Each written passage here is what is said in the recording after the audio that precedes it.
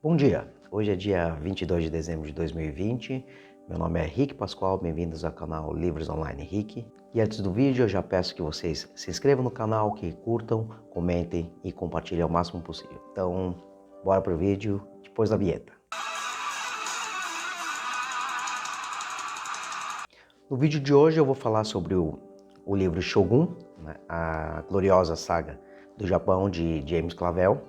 E a história ela se passa no comecinho do século 17, alguns meses antes da grande batalha de Sekigahara. Os principais praticamente todos os personagens do livro eles são baseados em personagens reais da história, foram modificados os nomes, né? Aqui na descrição do vídeo eu vou deixar um link, né, mostrando quais eram os verdadeiros nomes dos personagens. Mas dois personagens principais eu já vou falar aqui. O primeiro é o Toranaga, na verdade ele se chamava Tokugawa Ieyasu. Ele era um samurai e um daimyo do Japão, que o daimyo, na verdade, ele seria um governante e um proprietário de terras. Seria que nem se fosse um governador nosso, porém um proprietário total, um proprietário de terras. Seria como mais ou menos um senhor feudal, vamos dizer, ali na Europa medieval. Uma coisa que tem que ficar clara é que todo daimyo era um samurai, porém nem todo samurai era um daimyo, tá? Basicamente, a sociedade japonesa da época era dividida nas seguintes classes. Então, a gente tinha a classe de baixo, os camponeses, abaixo dos camponeses eram chamados de etas, tá? Acima dos camponeses estariam os samurais, depois os daimyos, né? Os regentes, e aí depois vem em cima, no topo, o imperador. Outro fato que a gente tem que deixar bem claro é que as mulheres também eram samurais, tá? Então, o samurai era uma classe, além de ser um guerreiro, era uma classe. E um outro segundo personagem que eu vou deixar aqui também o nome, é o principal, é o John Blackthorne, que era William Adams, tá? Ele era piloto de navios e os japoneses, por não conseguir pronunciar o nome dele, tanto o Adam como o John, eles chamavam ele de Anjin-san.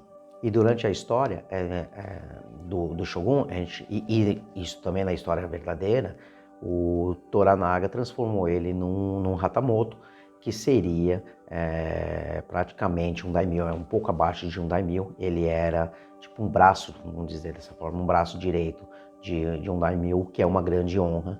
E pelo que eu entendo, foi o único ocidental a receber um título tão grande. Então, se ele era um Hatamoto, sem dúvida alguma também, ele foi transformado em um samurai. James Clavell, ele escreveu simplesmente um livro maravilhoso, porque ele conseguiu, numa obra colossal, são 1038 páginas, ele conseguiu escrever detalhes bem minuciosos sobre a cultura japonesa, uma cultura tão extensa, tão grande, realmente uns detalhes que a gente consegue entender um pouco melhor como que funciona a cultura japonesa.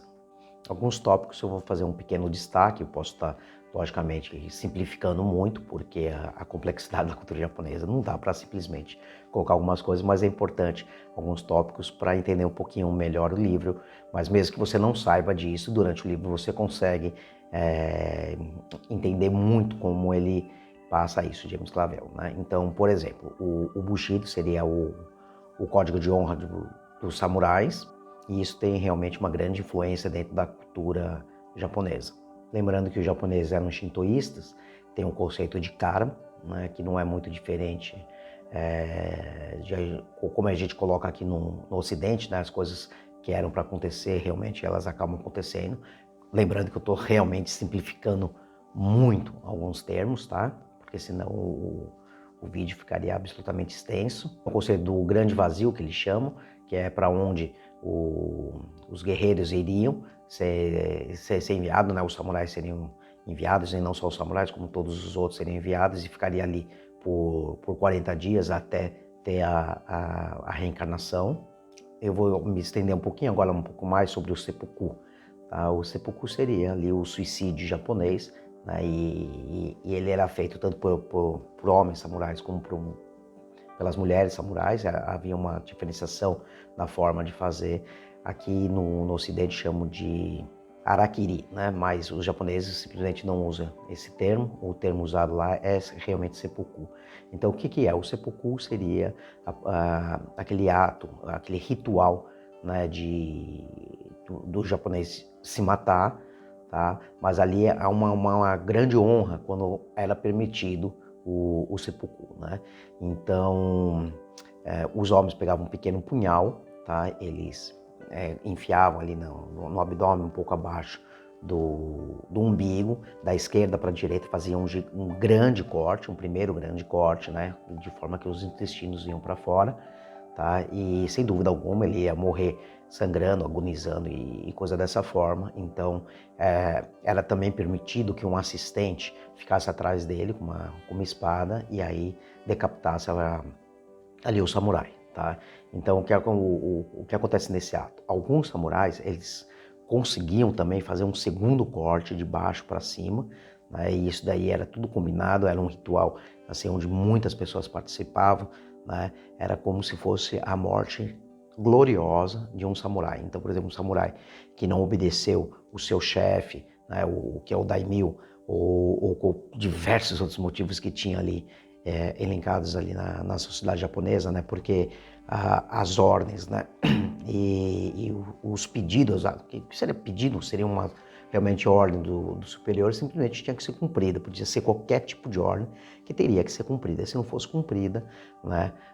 Ali o daimyo chegava para o Hatamoto, chegava para aquele samurai e falava para que ele se matasse, e não precisava também às vezes ser samurai, entendeu? Algumas pessoas também, alguns camponeses, aí eu não tenho certeza disso, mas também poderiam ser considerados para fazer o seppuku, tá?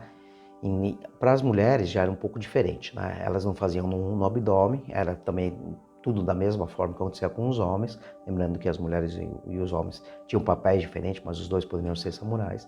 Elas faziam um ou dois cortes, mais no pescoço. Uma outra parte também que eu achei muito interessante ali na escrita de James Clavell é que ele explica muito bem como funcionava a parte de casamento, divórcios, das consortes que existiam, né? E toda essa parte vamos dizer, né, não somente do ato sexual, mas dos rituais que envolviam isso. É totalmente diferente ali da sociedade ocidental, né? Os japoneses não têm, por não serem cristãos, né, e serem shintoístas, tem um pensamento muito diferente que envolve ali a sexualidade, né? Então não tem esse pensamento, tem um pensamento logicamente de traição, né?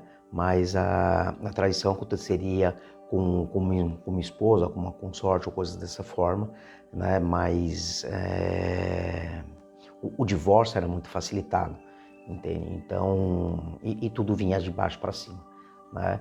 Então, os casamentos, os consórcios eram tudo coisas arranjadas, então não tem esse pensamento que nem o nosso da escolha, né? Muitas vezes também se escolhia, mas às vezes como uma consorte, como uma mãe, e por aí vai. Então, ele explica isso de forma detalhada e isso faz também é muito importante nessa época para explicar ali a cultura japonesa.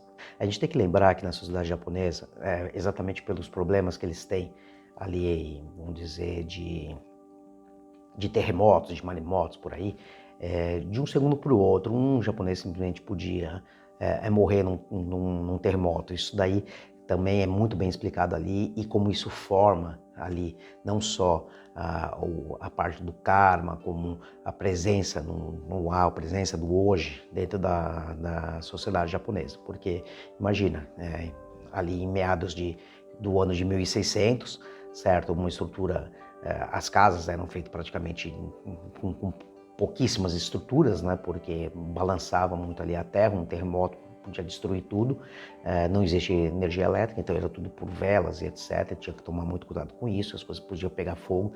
Então, às vezes, num terremoto, 5.000 casas eram destruídas e por aí vai, muita gente morria, você entende? E em questão de 2, 3 dias, tudo era absolutamente reconstruído, né? Então, isso daí também existe alguns terremotos, né? Que é passado, e alguns maremotos também, né?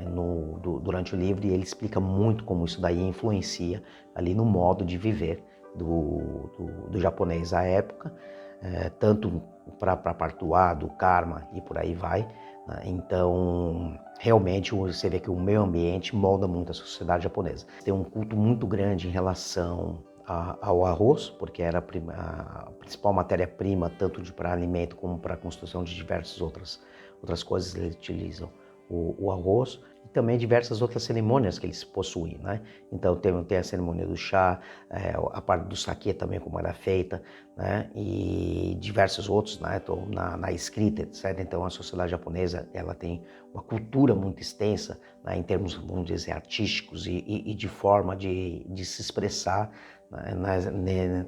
Nesses tipos de cerimônias. Uma outra diferenciação que ele faz muito grande entre o Ocidente da época e a cultura japonesa é em relação ao que o japonês sempre foi uma cultura de pessoas muito limpas, então eles tomam diversos banhos. Então tem os banhos quentes, as massagens e tudo isso daí, né? Os perfumes, né? Então o confronto quando existe, né? Entre um ocidental e um europeu, né? Que praticamente não tomava banho. E era uma sociedade muito suja, né? As casas eram muito sujas, né? Tudo era feito ali defumando carne e por aí vai, né? Coisas que o japonês simplesmente não come, eles não comem carne vermelha, né? Então praticamente são peixes e coisas dessa forma. Né? Então esse confronto também é muito marcante, né? Ali na escrita de James Clavell. Uma coisa que eu não posso deixar aqui de comentar fazer uma comparação entre os dois volumes de Musashi, né, que dá mais ou menos ali umas 1.800 páginas, né, e aqui com o livro do James Clavell, né, o Shogun. Né, o Musashi foi escrito por um japonês que conhece a cultura japonesa, que vive dentro da cultura japonesa. Né? Já o James Clavell não, ele é um inglês que é um estrangeiro, né, que está escrevendo sobre a cultura japonesa. Né? Então, quando você lê esses dois tipos de obras, você percebe diversas concordâncias, obviamente, a gente está falando da mesma sociedade, mas as discrepâncias que existem, as nuances das diferenças de pensamento entre um estrangeiro escrevendo sobre a cultura japonesa e um próprio japonês, é uma coisa simplesmente fantástica de notar, tá? E lembrar que o Musashi, né, a época, o fato histórico do Musashi é algumas décadas antes aqui do Shogun. Né? Então, um era ali no final do século XVI, para o começo do século XVII, esse aqui é no começo do século XVII, sabe? Então deve ter ali uns 20 anos, 30 anos a diferença entre uma história e outra, mais ou menos. Eu espero que vocês tenham gostado aí da indicação do livro, espero que vocês leiam essas duas obras, são clássicos que valem a pena serem lidos, tá bom? Até o próximo vídeo, que Deus abençoe todos vocês. Tchau, tchau.